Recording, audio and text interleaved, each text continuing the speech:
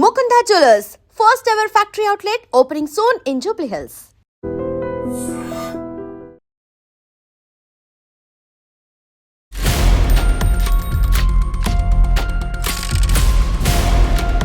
నమస్కారం, welcome to I dream. నేను మీ సంగీత. ఉత్తరప్రదేశ్లో ఒక వ్యక్తి తన భార్య బురకా వేసుకోవాలి అని చెప్పేసి భార్యని ఎన్నిసార్లు మందలించినప్పటికీ కూడా ఆవిడ బురకా వేసుకోని కారణంగా తనను హత్య చేసి తర్వాత తన ఇద్దరు కుమార్తెలను కూడా మొత్తం చంపివేసిన తర్వాత ఆ డెడ్ బాడీస్ అన్నింటిని కూడా దగ్గరలోని వారింటి ఆవరణలో ఉన్న సెప్టిక్ ట్యాంక్లో వేయడం అనేది జరిగింది. అయితే ఇది బయటికి ఎలా వచ్చిందంటే ఇంకా చుట్టుపక్కల ఉన్న వాళ్ళు ఆ వాటర్ అదంతా కూడా చూసిన తర్వాత పోలీసులకు ఇన్ఫర్మేషన్ ఇవ్వడం, పోలీసులు రావడము, మొత్తం అంతా అతన్ని ఎంక్వైరీ చేయడము, చేసిన తర్వాత ఇక్కడ ఉన్నాయని చెప్పడము, ఇదంతా జరిగిపోయింది. అతన్ని అదుపులోకి కూడా తీసుకున్నారు. తీసుకున్న తర్వాత అతను ఈ విషయాన్ని చెప్పడం జరిగింది. నేను నా భార్యకి బురకా వేసుకోమని చెప్పినాను, అయినప్పటికీ కూడా వేసుకోవట్లేదు కాబట్టి నాకు కోపం వచ్చింది. దానికోసం అని చెప్పేసి నేను ఆవేశంలో భార్యను హతమార్చడం చేశాను. ఇక పిల్లలిద్దరూ కూడా ఉన్నారు కాబట్టి వారు కూడా రేపటి రోజుల్లో నా మాట వింటారో వినరో కాబట్టి ఆ ఇద్దరు ఆడపిల్లల్ని కూడా నేను చంపేయడం జరిగింది అని చెప్పేసి అతను పోలీసుల ముందు తను ఒప్పుకోవడం అనేది జరిగింది. ఒప్పుకున్నాడు కాబట్టి అతను ఈ ముగ్గురిని కూడా మర్డర్ చేసినట్టుగా కూడా అతను స్టేట్మెంట్ ఇవ్వడం జరిగింది. కాబట్టి పోలీసుల ముందు ఇచ్చిన స్టేట్మెంట్ తో పాటు కోర్టులో కూడా సేమ్ స్టేట్మెంట్ ఇస్తేనే అతనికి ఈ హత్య చేసినట్టు కానివ్వండి, అదే విధంగా మర్డర్ కేసులో అతనికి శిక్ష పడే అవకాశాలు ఉంటాయి. ఇక్కడ పోలీసుల దగ్గర చెప్పిన తర్వాత అక్కడికి వెళ్ళిన తర్వాత ఏదో ఆన్సర్ చెప్పారనుకోండి, అది కేసులు ఎక్కువగా డ్రాగ్ అయ్యి వాళ్ళనైతే జైల్లో పెడతారు, రిమాండ్ లో పెట్టేసి వారికి పనిష్మెంట్ ఇస్తారు. కాకపోతే ఏంటంటే శిక్ష ఖరారు చేయడానికి మాత్రం చాలా టైం తీసుకునే అవకాశాలు ఉంటుంది అన్నట్టు. ఇక్కడ ఆన్సర్స్ అనేవి చాలా డిఫరెంట్ గా చెప్తాయి, కానీ మాక్సిమం ఇలాంటివి జరగదు. ఎందుకంటే పోలీసులు ఎప్పుడైతే వారు వాంగ్మూలం చెప్తూ ఉంటారో ఆ టైంలో ఖచ్చితంగా రికార్డ్ చేస్తారు. దాంతో పాటు మొత్తం పూర్తి స్థాయిలో ఎవిడెన్సెస్ అన్ని పెట్టుకున్న తర్వాతనే దాన్ని రికార్డ్ చేయడం అనేది జరుగుతుంది.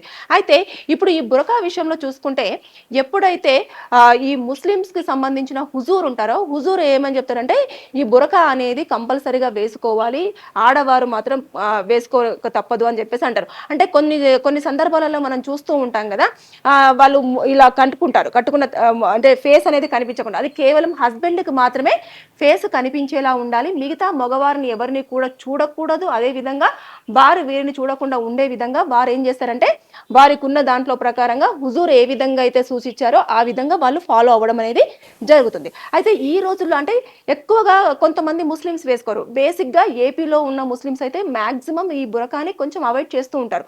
అదే విధంగా ఇక్కడ ఇటు తెలంగాణ రాష్ట్రంలో కానివ్వండి, కొన్ని ప్రాంతాలలో కానివ్వండి ఎలా చేస్తారు అని అంటే, ఉద్యోగం చేసే వాళ్ళు కానివ్వండి, తర్వాత ఏదైనా వర్కులలో ఉన్న వాళ్ళు కానివ్వండి, ఇంట్లో పర్మిషన్ తీసుకున్న వాళ్ళు కానివ్వండి, వాళ్ళైతే వేసుకోకుండా వారు నార్మల్గా బురకా వేసుకోకుండా వాళ్ళ పనులలో నిమగ్నలైపోవడం అనేది, వారు పనులు చేసుకోవడం అనేది జరుగుతూ వస్తుంది. అయితే కానీ ఇది మాత్రం పక్కా అన్నట్టు, ఒకవేళ బురకా అనేది వేసుకోవాలా వద్దా అన్నది కంపల్సరిగా విత్ హస్బెండ్ పర్మిషన్ ఉండాలి.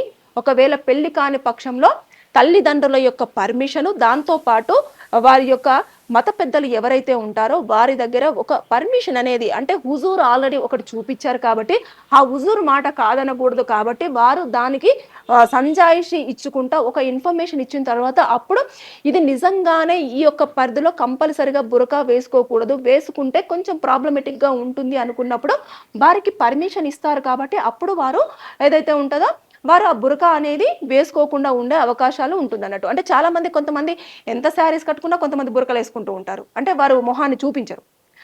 అంటే హస్బెండ్ యొక్క మాట కట్టుబడి కానివ్వండి, హుజూర్ మాట కట్టుబడి కానివ్వండి, దాంతోపాటు వారికి ఉన్న కట్టుబాట్లు కానివ్వండి, దాన్ని కొంతమంది చాలా క్లియర్గా పాటిస్తారు అన్నట్టు. ఇక కొంతమంది ఏంటంటే ఉన్న సిచ్యువేషన్స్ని బట్టేసి దాన్ని కొన్నిసార్లు వేసుకోవడం వేసుకోకపోవడం అనేది జరుగుతూ వస్తుంది.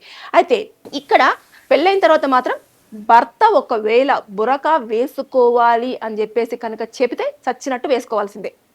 వేసుకోకుండా భర్త పర్మిషన్ ఇచ్చేసి, సరే నువ్వు జాబ్కి వెళ్తున్నావు కాబట్టి నాకు ఎలాంటి అభ్యంతరం లేదు, నా భార్య ఎవరినైనా చూడొచ్చు, నా భార్యని ఎవరైనా చూడొచ్చు అని చెప్పేసి అతనికి అభ్యంతరం లేకపోతే తను పర్మిషన్ ఇచ్చినప్పుడు మాత్రమే ఆ అమ్మాయి బురకా వేసుకోకుండా జాబ్కు వెళ్ళడం కానివ్వండి, లేదంటే ఒకవేళ పెళ్ళిళ్ళు అయిపోయిన తర్వాత చదువుకోవడానికి వెళ్ళడం కానివ్వండి చేయొచ్చు. కానీ ఇక్కడ పర్మిషన్ నేను ఇవ్వలేదు, ఇవ్వనప్పటికీ కూడా నా భార్య నా మాటను కాదంటుంది అన్న ఆ ఒక్క కోపంతో ఇంత దారుణమైన సిచ్యువేషన్ జరిగింది. అంటే భార్యను అసలు నువ్వు నా మాట వినట్లేదు, బురక ఎందుకు వేసుకోవట్లేదు, ఎవరి కోసం వేసుకోవట్లేదు, దేనికోసం అని చెప్పేసి అంత ఆవేశానికి గురైపోయి అతను ఆ అమ్మాయిని చంపేయడం జరిగింది. చంపేసిన తర్వాత ఇంకా ఇద్దరు ఆడపిల్లలు కూడా ఉన్నారు కాబట్టి రేపటి రోజులు కూడా ముందుగానే ఆలోచించాడు ఆ వ్యక్తి. ఆలోచించేసి ఇంకా వీళ్ళ తల్లిలాగానే చేస్తారో ఏంటో అని చెప్పేసి ఆ ఉద్దేశంతో ఆ ఇద్దరు పిల్లలు కూడా హతమర్చేసి సేఫ్టిక్ ట్యాంక్లో వేశారు. అంత దారుణమైన సిచ్యువేషన్ చూడండి. ఒక మనిషి ముగ్గురిని చంపేసి ఆ సెప్టిక్ ట్యాంక్లో వేసేసి ఏమీ తెలియనట్టు కూడా అక్కడ తిరుగుతూ ఉంటే అంటే జనాలను కానివ్వండి, పోలీసులు కానివ్వండి, పిచ్చోళ్ళన్న కింద కన్సిడర్ చేస్తున్నారు. కానీ ఈ మధ్య కాలంలో ఏదైనా ఇలాంటివి జరిగినప్పుడు పోలీసులు కానివ్వండి, చుట్టుపక్కల వాళ్ళు కానివ్వండి చాలా అప్రమత్తంగా ఉంటున్నారు. చిన్న డౌట్ వచ్చినా సరే వారు ఇన్ఫర్మేషన్ అనేది పాస్ చేస్తున్నారు. దాంతోపాటు కొంతమంది అయితే రికార్డ్ చేసేసి దాన్ని సోషల్ మీడియాలో పెట్టడం అనేది జరుగుతుంది. అది వైరల్ అయిన తర్వాత ఆటోమేటిక్గా దృష్టికి వెళ్తుంది. వెళ్ళిన తర్వాత పోలీసులు మళ్ళీ అక్కడికి రావడము, దర్యాప్తు చేయడము, తర్వాత ఏం జరిగిందని ఇన్ఫర్మేషన్ తీసుకోవడం, అది కేసు ఫైల్ చేసుకోవడం, తర్వాత ఇందులో నిందితులు ఎవరున్నారు, ఏంటిది, వారికి ఎలాంటి పనిష్మెంట్స్ ఇవ్వాలి అనే దానిపైన కూడా ఆలోచన అనేది చేస్తున్నారు. ఏదేమైనా సరే కానీ ఉత్తరప్రదేశ్లో ఇలాంటి సంఘటన అనేది చుట్టుపక్కల ఉన్న వాళ్ళని నిజంగానే భయభ్రాంతులకు గురి చేసిందని చెప్పేసి చెప్పుకోవచ్చు. నిన్నటి వరకు అతని ప్రవర్తన కానివ్వండి, అతను కానివ్వండి, ఇంత బాగున్న పర్సన్ ఒకేసారిగా ఇమీడియట్గా అంత దానికంటే అక్కడ ఏమన్నా ఘర్షణ వాతావరణం నెలకొన్న తర్వాత ఆమె తిరస్కరించిన నేపథ్యంలో ఇంత దారుణానికి ఒడిగట్టడానికి కారణాలేంటి, ఏమైనా మాటలు యుద్ధం జరిగిందా, తర్వాత పిల్లలు ఏమైనా ఈయనకు అమ్మకు సపోర్ట్ చేశారా, దీనిపైన కూడా అతను మొత్తం ఆ స్టేట్మెంట్ అంతా ఇవ్వడం జరుగుతుంది. ఎందుకంటే ఆల్రెడీ ఒప్పుకున్నాడు, భార్యని పిల్లల్ని నేనే చంపేశాను, అందులో పడేశాను అని చెప్పేసి చాలా క్లియర్గా మెన్షన్ చేస్తూ ఒప్పుకున్నాడు. కాబట్టి అక్కడైతే ఎఫ్ఐఆర్ అనేది ఫైల్ అవుతుంది. మర్డర్ కేసు కింద ఫైల్ అయిన తర్వాత అంటే 1, 2, 3 ఎన్ని మర్డర్లు చేసినా సరే అదే శిక్ష అనేది అప్లికేబుల్ అవుతుంది. కోర్టులో అయితే ఫస్ట్ ప్రజెంట్ చేస్తారు. చేసిన తర్వాత అతని రిమాండ్కి పంపించడం జరుగుతుంది. ఛార్జ్ షీట్ అనేది ప్రిపేర్ చేస్తారు విత్ ఇన్ 90 డేస్లో. చేసిన తర్వాత అప్పుడు దాని ప్రకారంగా అతనికి పనిష్మెంట్ అనేది ఉంటుంది. 7 సంవత్సరాల పాటు శిక్ష అనేది ఖరారు చేస్తారు. లేదు ఇంకా తనని హింసించడం కానివ్వండి, రోజు టార్చర్ చేయడం కానివ్వండి, పిల్లల్ని టార్చర్ చేయడం కానివ్వండి, లేదా చుట్టుపక్కల వాళ్ళతో చాలా రూడ్గా బిహేవ్ చేయడం కానివ్వండి, ఇలాంటివి ఏమైనా చోటు చేసుకున్నా కూడా కొంచెం శిక్ష అనేది పెరిగే అవకాశాలు ఉంటుంది. ఏదేమైనా సరే కానీ ఇలాంటి దారుణమైన సంఘటనలు చోటు చేసుకుంటున్నాయి కాబట్టి పోలీసులు ఇలాంటి వాటిలలో చాలా నీట్గా ఇక్కడ దర్యాప్తు చేయడానికి అవకాశం లేకుండా అతనే నేను చంపేశాను అని చెప్పేసి ఒప్పుకోవడం జరిగింది. కాబట్టి ఇలా ఉంది.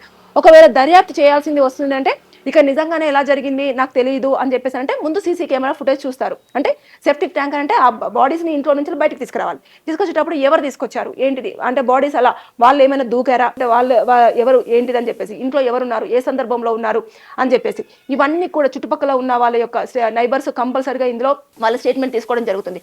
దాంతోపాటు హస్బెండ్ యొక్క ప్రవర్తన, వైఫ్ యొక్క ప్రవర్తన, పిల్లలతో హస్బెండ్ వైఫ్స్ ఎలా ఉండేవాళ్ళు, ఇదంతా కూడా ఈ కేసులో చాలా ప్రధానంగా మారేది. కాకపోతే ఇక్కడ ఏంటంటే చాలా క్లియర్ కట్గా నేను బురకా వేసుకోమంటే వేసుకోలేదు కాబట్టి నా భార్యను నేను చంపేశాను, అదేవిధంగా పిల్లలు కూడా చంపేశాను, సెప్టిక్ ట్యాంక్లో పడేశాను అని చెప్పేసి చాలా క్లియర్ స్టేట్మెంట్ అనేది పోలీసులకు ఇవ్వడం జరిగింది. పోలీసుల అదుపులో కూడా ఆ నిందితుడు ఉన్నాడు. ఇంకా కోర్టులో కూడా ప్రొడ్యూస్ చేసిన తర్వాత రిమాండ్కి పంపిస్తారు. పంపించిన తర్వాత ఈ ఛార్జ్ షీట్ ప్రిపేర్ చేసిన తర్వాత నెక్స్ట్ అది అప్లై చేస్తే అది కనుక కోర్టులో ప్రొడ్యూస్ చేసేస్తే శిక్ష ఖరారు. ఇలాంటివన్నీ కూడా చాలా సిచ్యువేషన్స్లలో చాలా దారుణాలు చోటు చేసుకుంటున్నాయి. ఒప్పుకుంటే శిక్ష తగ్గుతుందేమో, నేను లొంగిపోతే శిక్ష తగ్గుతుంది అంటే ఎక్కడా కూడా ఒప్పుకున్నా లొంగిపోయినా శిక్ష అనేది తగ్గద్దు. కాబట్టి అక్కడ కేసులో ఒకవేళ మర్డర్ కేసు కనుక ఫైల్ అయ్యిందంటే మర్డర్ కేసులో ఎన్ని సంవత్సరాల పాటు జైలు శిక్ష ఉంది అనేది చూస్తారు. దాంతోపాటు ఏమైనా ఇంకా అదనంగా ఇంకేమైనా ఉన్నా కూడా అవి కూడా అప్లికేబుల్ అయ్యే ఛాన్సెస్ ఉంటాయి. అంతేగాని అయ్యో నేను వచ్చాను చంపాను ఆవేశంలో చంపేశానంటే ఆవేశంతో కానీ ఇంకేదో దాంతో కానీ లేదంటే నేను హర్ట్ చేసిన వల్ల కానీ ఇలాంటి చంపిన నేపథ్యంలో ఎప్పుడు ఎట్టి పరిస్థితుల్లో కూడా కేసులు అనేవి శిక్షలు తక్కువగా వేసే అవకాశం అయితే లేదు. కాబట్టి ఇతనికి ఇక్కడ జైలు శిక్ష లేదంటే కొన్నిసార్లు మరణ శిక్ష కూడా విధించే అవకాశాలు ఉంటాయి. సో ఇలాంటి కేసులు మనం ఈ రోజుల్లో చాలా వరకు చూస్తున్నాం. కాబట్టి చుట్టుపక్కల ఏం జరుగుతుంది అనేది కూడా చుట్టుపక్కల వాళ్ళు కొంచెం కన్ను వేసి ఉంచితే ఇతరుల ప్రాణాలు కాపాడే అవకాశాలు కూడా ఉండే ఛాన్సెస్ ఉంటుంది. Thank you.